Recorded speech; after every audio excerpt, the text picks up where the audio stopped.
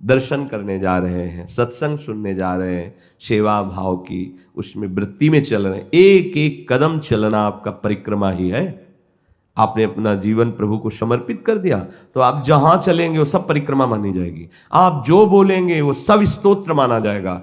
बिल्कुल बिल्कुल, केवल समर्पित चित्त हो जाए। जब तक नहीं समर्पित होता तो अभ्यास योग युक्तेन है, और समर्पित हो जाता है ना, फिर वो जो मस्ती होती है उसके द्वारा हर चेष्टा भगवत आराधना ही होती है। श्रोते तन महिम श्रुतौ दृश्य दृशो नित्यम स्मृतो स्थान मन। अपने कानों से अपने प्रिय आराध्य देव की चर्चा सुनो। देखो, अभ्यास करने से हो जाता है।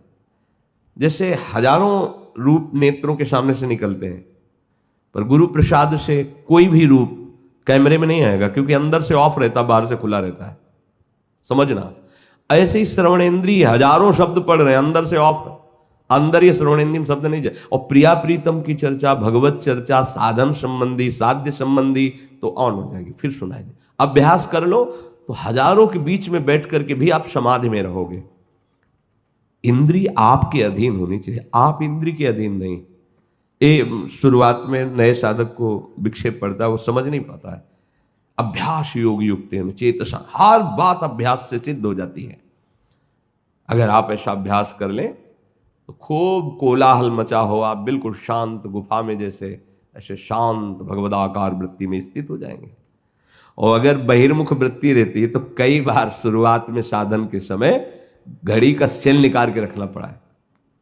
जैसे घड़ी रखी टिक टिक टिक ऐसे होती ना, ये बार बार विक्षेप पहुंचा रहे हैं, वो बिल्कुल कान उसी में लगे हैं। बहुत परेशान करता है प्रारंभ में मन।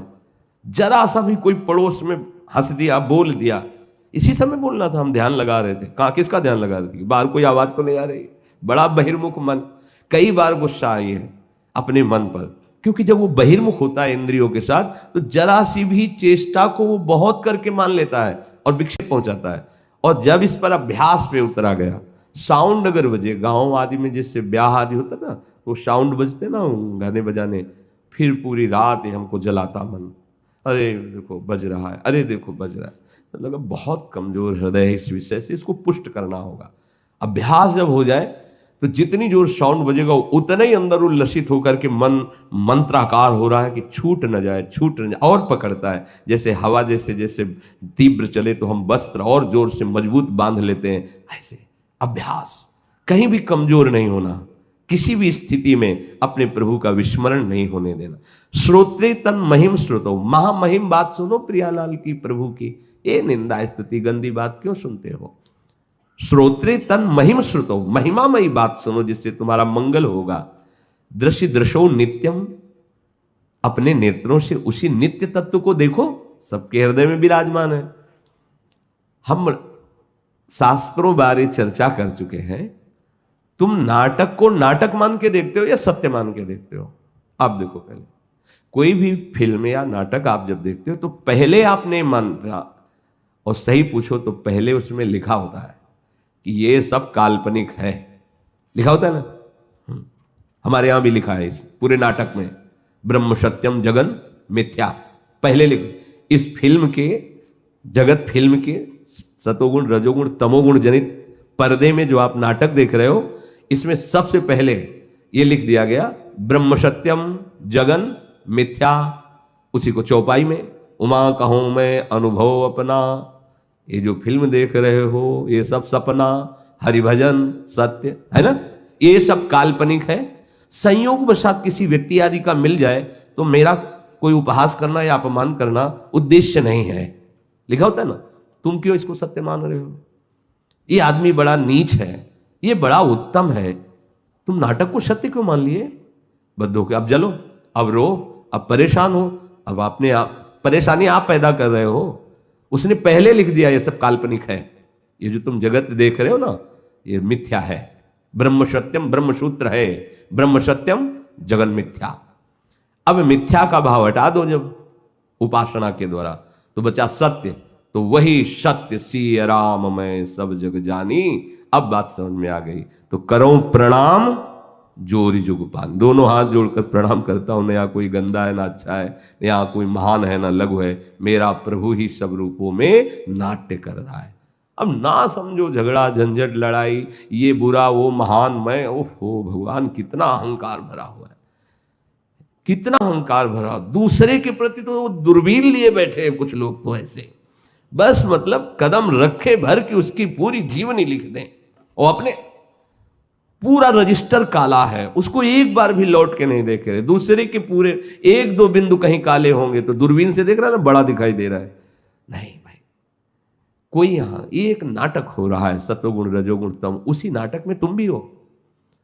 अगर तुम नाटक को नाटक की तरह ठीक सिद्धांत से जैसा आपको रोल दिया गया करोगे ना, मुक्त हो जाओगे इस नाटक से। अब ना समझो तो आप क्लेशित हो, अशांत हो। श्रीपाद कह रहे स्मृतो स्थान मनः, अपने मन को उसी स्मरण में लगा दो। प्रभु के जीवन का सार यही है। श्री काकभूषुंड जी महाराज हरिवाहन गरुण जी से कहते हैं, गरुण जी ये जो हमने अभी आपको सब प्रभु की महिमा बताई, ये कोई जुगती लगा के नहीं बताई। कहे न कछु करी जुगुती बिसेखी, ये सब मैं निज नैननी देखी।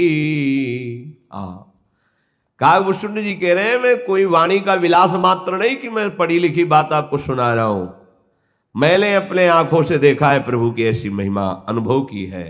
ऐसा महिमा नाम रूप गुण गाथा, सकल अमित अनंत रघुनाथा, निज निज मति मुनि हरि गुण गावही, निगम शेष शिव पार न पावही। तुम्हीं आदि खग मसक प्रजंता, नभ उड़ाई नहीं पावही अंता। हे गरुण जी महाराज, ये मैं कोई युक्ति लगा करके नहीं वर्णन कर रहा हूं, इस सब मैंने आपने आंखों से देखा है, जो अनुभव किया है वही बता रहा हूं। हमारे प्रभु का जो नाम है, उनकी महिमा है, उनके रूप है, उनके गुण है, अपार है, अनंत है। मुनिगण अपनी बुद्धि के अनुसार वर्णन करते हैं, वेद शेष और भगवान शिव भी उनकी आज तक महिमा का पार नहीं पा पाए। जैसे हे गरुण जी महाराज, आप भी उड़ते और मच्छर भी उड़ता है, पर आकाश का अंत नहीं पा पाए, ना आप और न मच्छर। ऐसे ही साधारण जीव या मुनि या भगवान शिव शेष वेद कोई पार नहीं पाया। भगवान की महिमा इतनी ही है, ऐसा आज तक कोई पार नहीं पाया। अर्जुन जी को पास रहते रहते ऐसा लग गया था कि मैं भगवान को संपूर्णतया जान गया हूं, क्योंकि गीता जी भी सुन चुके थे, विराट रूप भी देख लिया था, और भगवान के साथ ही। तो एक दिन द्वारिका में जब गए तो एक ब्राह्मण आकर के अपने बच्चे का मृत शरीर रखा, और ये क्या हुआ, मेरे सामने मेरा पुत्र पधार गया, और श्री कृष्ण बलराम जैसे महामहिम वो हमारी रक्षा नहीं कर पाए। ऐसे जब अर्जुन जी को पता चला कि ये तो कई बार हो चुका है, तो अर्जुन जी ने कहा कि मैं रक्षा करूंगा, मैं काल के मुख से भी तुम्हारे बालक को छीन कर लाऊंगा, मैं गांडीव धनुषधारी अर्जुन हूं। उनका जब श्री कृष्ण बलराम नहीं बचा पाए तो आप क्या बचा लो, मैं गांडीव धनुषधारी अर्जुन हूं, उनका प्रिय हूं, दास हूं, भाव। बोले नहीं नहीं, हमें तुम्हारी बात पर कैसे विश्वास हो सकता है, जब भगवान नहीं बचा पाए। तो उनका यदि मैं रक्षा नहीं कर पाया तो चिता जलाकर तुम्हारे सामने भस्म हो जाऊंगा। उनका फिर तो प्रशंसनीय है आपका व्रत, जब आपके संतान हो तो आप आके हमें बता देना, होने का अवसर आवे। वाह, जब समय आया तो अर्जुन जी से कहा कि कुछ ही समय में प्रसव हो सकता है। अर्जुन जी गए, आचमन किया, समस्त दिव्यास्त्रों का ज्ञान था, दिव्यास्त्रों से पिंजड़ा बना दिया बाणों का कि अगर वायु भी प्रवेश करेगी तो अर्जुन की अनुमति से, बिना अर्जुन की अनुमति के कोई भी देवता, कोई भी यक्ष, गंधर्व, मृत्यु, काल कोई भी प्रवेश नहीं कर सकता। ऐसा दिव्यास्त्रों से जाल बना दिया। पहले तो बालक प्रकट होता था, फिर पधारता था। अब की बार प्रकट हुआ और गायब हो गया, 100 भी नहीं बचा, 100 भी नहीं मिला। अब वो तो बहुत धिक्कारने लगे। बड़े गांडीव धनुर्धारी अर्जुन बनते थे, अब तो उसकी लाश भी देखने को नहीं मिली। अर्जुन ने विचार किया कि वायु भी बिना मेरी आज्ञा के प्रवेश नहीं कर सकती थी। सीधे यमपुरी पहुंचे, वहां हाथ जोड़कर कहा नहीं नहीं, बिल्कुल नहीं, यहां कोई हमारा दूत नहीं गया, कोई हमारे वो जीव यहां नहीं आया। फिर कहा ब्रह्मलोक गए, सब लोकों में गए, कहीं नहीं, सब जगह के नहीं नहीं, मेरे लोक में नहीं आया। जैसे भारत में कोई विदेश का आएगा तो पता चलेगा ना, ऐसे थोड़ी घुस जाएगा। उसके पास वीजा होगा तो पता है कि भारत में अमेरिका के कितने लोग आए हैं, इंग्लैंड के कितने लोग आए हैं, ऐसा पता होता है। ऐसे ही यमपुरी अलग अलग लोगों, मृत्यु लोक से इस समय कौन आया हुआ है, तो इस समय तो कोई नहीं, इतने अंतराल में है वो नहीं है। अच्छा, अमुक जीव नहीं आया हुआ है, हर लोक में जानकारी की। जब कहीं नहीं, खोज के हार गए, तब चीता जलाई, और जब जलने को तैयार हुए तो भगवान ने कहा अर्जुन अभी तुम्हारा पूरा बल प्रयोग नहीं हुआ, तुम्हारा पूरा बल तो मैं हूं ना। तब भगवान की तरफ देखा, भगवान ने क्या कहा समझ में, भक्त का पूरा बल मैं हूं, अभी तुम्हारा पूरा बल प्रयोग, तुम क्यों अधूरे में क्यों ऐसा कर रहे हो, आओ ना। दारुक को आदेश किया, दिव्य भगवान का रथ घोड़े बैठे अर्जुन, अपार जलराशि को चीरता हुआ, भी अंधकार को चीरता हुआ, बड़े तेजोमय स्थान में जो वहां अंदर प्रवेश, अर्जुन की बुद्धि काम नहीं करे तो वहां देखा श्याम घन शरीर, बड़ा सुंदर भगवान का। बोले आओ आओ कृष्ण अर्जुन, हम तुम्हारा दर्शन करना चाहते थे, इसीलिए ब्राह्मण के पुत्रों का, वो न कोई ब्रह्मलोक है न कोई अन्य लोक है, एक अलौकिक स्थान जो अर्जुन ने कभी पढ़ा नहीं था, सुना नहीं था। और भगवान क्या करें, प्रणाम कर रहे हैं और कहे अर्जुन प्रणाम करो, ये भूमा पुरुष है, एक सारथी के रूप में बैठे, एक मित्र है और एक वो भूमा पुरुष जिनको भगवान भी प्रणाम। अरे कह रहे कि मच्छर और गरुण जी आप दोनों उड़ते हो आकाश का अंतर, ऐसे मुनि वेद ऋषि महर्षि भगवान शिव शारदा शेष महिमा का गान करते रहते हैं, पर पार कोई नहीं। अर्जुन को लगा नहीं नहीं, हमारे कृष्ण कितने हैं ये हम नहीं जान सकते, क्या इनकी महिमा ये हम नहीं जान सकते। अथाह सामर्थ्य हमारे प्रभु में है। काकभूषुंड जी गरुण जी से कह रहे कि रामो काम सत कोटि सुभग तन, दुर्गा कोटि अमित अरिमर्दन, शक्र कोटि सत सरिस विलासा,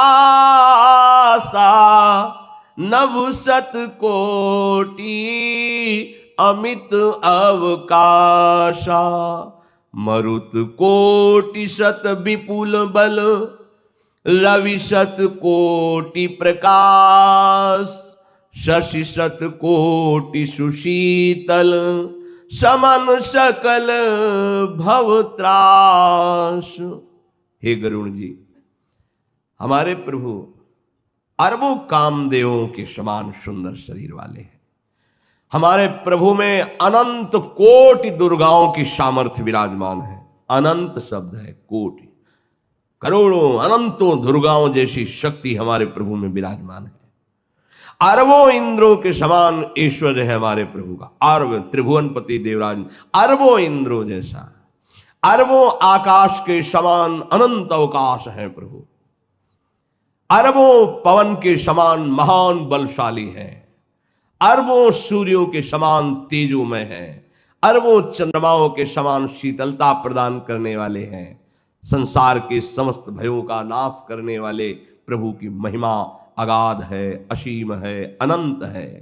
काल कोटि सत सरिस्वती, दुस्तर दुर्ग दुरंत, धूम केतु सत कोटिशम, दुराधरस भगवंत, प्रभु अगाध सत कोटि पताला, शमन कोटि सत सरिस कराला, तीरथ अमित कोटि सम पावन, नाम अखिल अघ पूग न शावल, हिमगिरि कोटि अचल रघुबीरा, सिंधु कोटि सत सम गंभीरा,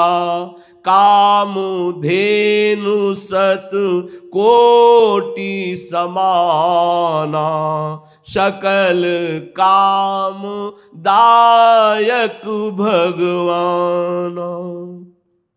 हे गरुड़ जी महाराज, अरबों पाताल जैसे प्रभु गहरे हैं, कोई था नहीं पा सकता, अथाह। अरबों यमराज के समान भयानक भी हैं, तिनकर काल रूप में भ्राता, और अनंत कोटि तीर्थों के समान पवित्र करने वाले हैं। इसीलिए विवेकी जन उनके नाम का निरंतर रटन करते रहते हैं, क्योंकि नाम जैसा कोई तीर्थ नहीं, नाम जैसी कोई साधना नहीं, नाम से बढ़कर कोई नहीं है। अनंतों कोटि तीर्थों के समान पावन करने वाले प्रभु हैं, तो प्रभु से भी महामहिम पावन करने वाला प्रभु का नाम है। प्रभु के नाम ने अनंतों को पावन किया है, पावन कर रहा है और पावन करता रहेगा। भगवान अरबों कामधेनुओं के समान है। देखो, कामधेनु का जो आप इच्छा करोगे वो प्राप्त हो जाएगा, अगर इच्छा ना करो तो वही आपको प्राप्त हो जाएगा। आपको कामधेनु चाहिए, कामधेनु से कामना की पूर्ति चाहिए, तो बुद्धिमान तो वही होगा कि कामधेनु ही मिल जाए, अच्छा है। एक कामना पूर्ण हो वो अच्छा, या पूरी कामधेनु हमें मिल जाए। तो भगवान अरबों कामधेनु जैसे, क्या इनसे कामना कर, यही मिल जाए हमारी सारी कामनाओं की पूर्ति हो जाएगी।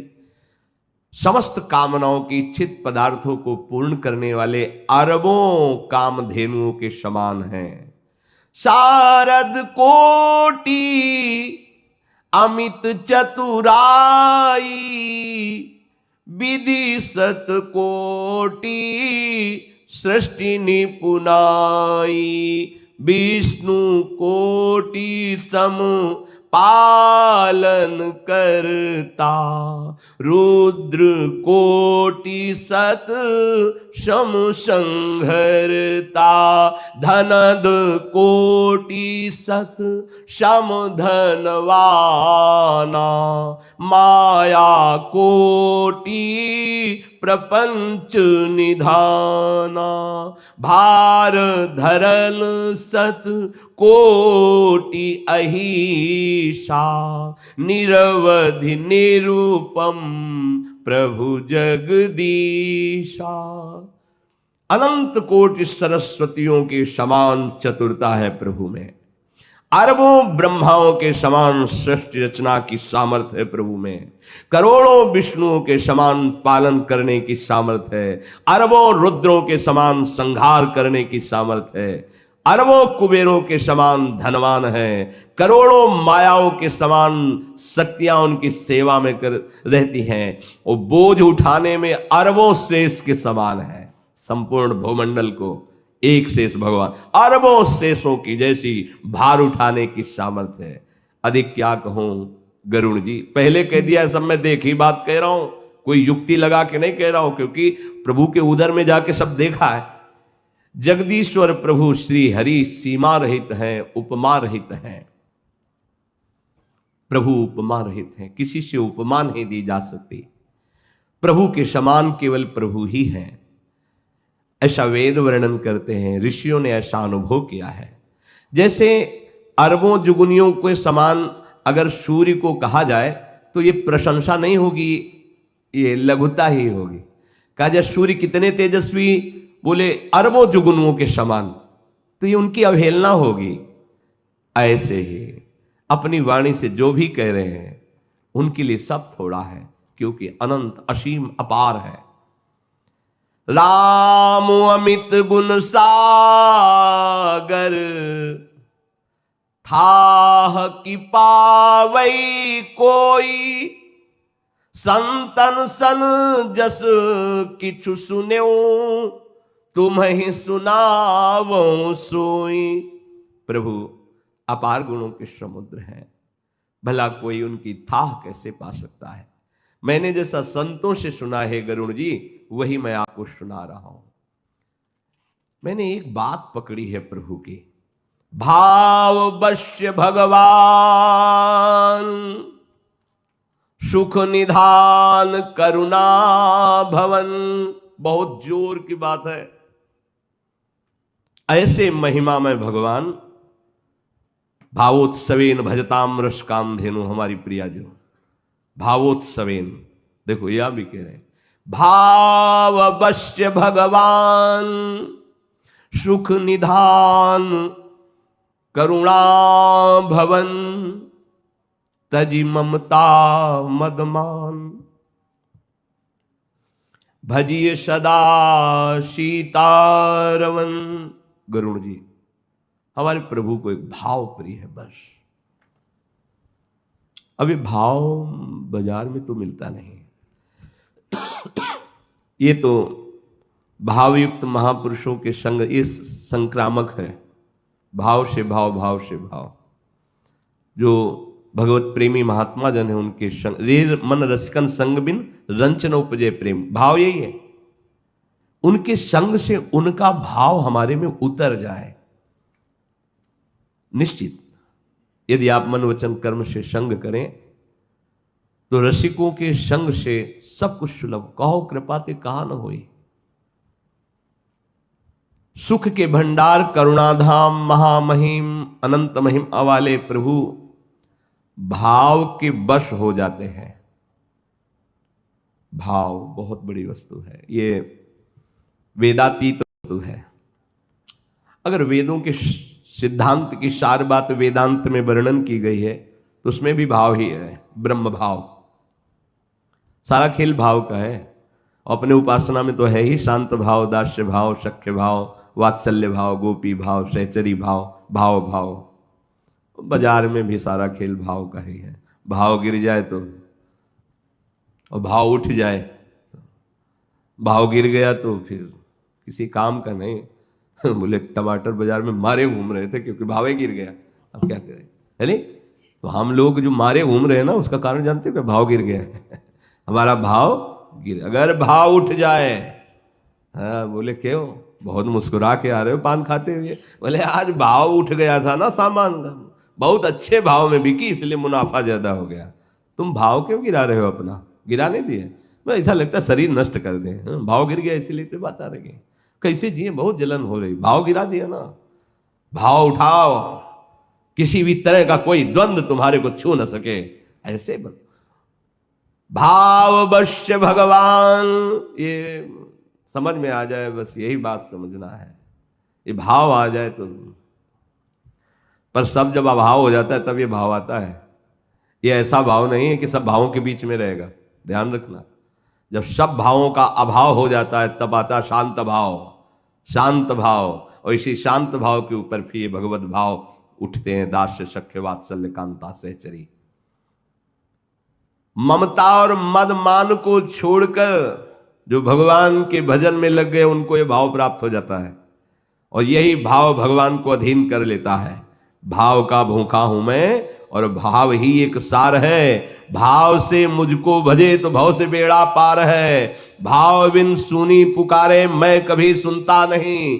भाव पूरित टेर ही करती मुझे लाचार है।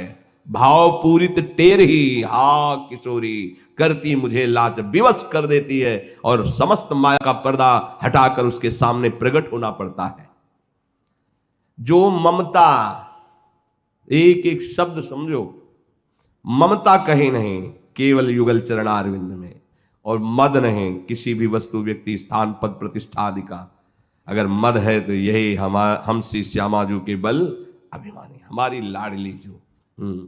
और मान, जो ममता मद मान को छोड़ करके प्रभु की शरण होकर भजन करता है उसको भाव मिलता है। और भाव के वशीभूत भगवान हो जाते हैं, उसके पीछे पीछे डोलते हैं।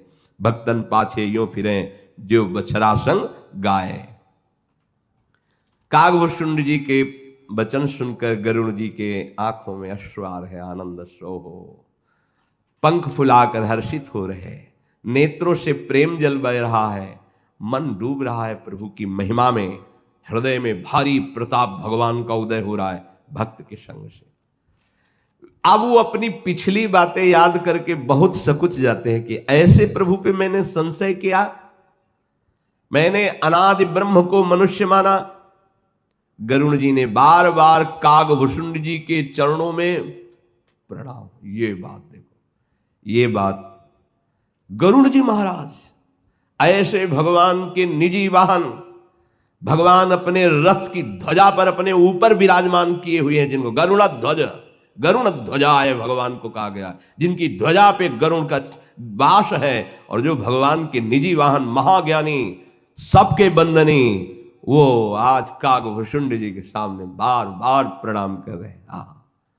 पुनि पुनि काग चरण सिरुनावा, जानी राम सम प्रेम बढ़ावा। बार बार कागभूषुंड जी के चरणों में प्रणाम कर रहे हैं, और मेरे प्रभु ही आपके रूप में मेरे सब संशयों का नाश कर रहे हैं, ऐसा भाव रखकर भगवत प्रेम कर रहे हैं, मानो मेरे हरि ही कागभूषुंड जी के रूप में बोल रहे हैं। अब गरुड़ जी के मन में एक बात आई कि आज समझ में आ गया कि बिना गुरु के शुद्ध ज्ञान नहीं होता, बिना गुरु के इस मोह भवजाल से पार नहीं हुआ जाता। प्रणाम करके फिर करे, गुरु बिनु भव निधि तरई न कोई, जो बिरंची शंकर सम होई।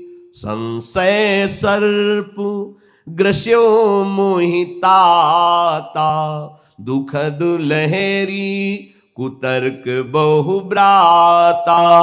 तव स्वरूप गारुणी रघुनायक, मोहि जियायऊ जन सुखदायक। तव प्रसाद मम मोह नसाना, राम रहस्य अनुपम जाना। ताहि प्रशंसी विविध विधि, शीस नाय कर जोरी। बचन विनीत सप्रेम मृदु, बोल्यो गरुण बहोरी। प्रभु अपने अविवेक ते, बूझो स्वामी तो ही। कृपा सिंधु सादर कहो, जानी दास निज मोही। गुरु के बिना कोई भव सागर से नहीं तर सकता, चाहे वो ब्रह्मा जैसा चतुर हो और भगवान शंकर जैसा ज्ञानी क्यों न हो। हे तात, क्योंकि ये मेरा अनुभव है, गरुड़ जी कह रहे हैं, जब मुझे संदेह रूपी सर्प ने डस लिया तो मुझे जो क्लेश अशांति हुई, बहुत समझाने की कोशिश की पर मैं नहीं समझ पाया। बड़ी दुख संशय की लहरें। नाथ, जब आपके समीप आया और आपके रूप में प्रभु मुझे उपदेश किए तो मेरे सारे संशयों का नाश हो गया, हृदय में अद्भुत प्रभाव प्रकाशित हो गया। बहुत प्रकार से स्तुति की गरुड़ जी ने काक जी की। सिर नवाकर हाथ जोड़कर प्रेम पूर्वक विनम्र और कोमल वचन से कहा, स्वामी मैं अपने अविवेक के कारण पूछ रहा हूं, कृपा करके मुझे बताइए, अपना दास जान करके।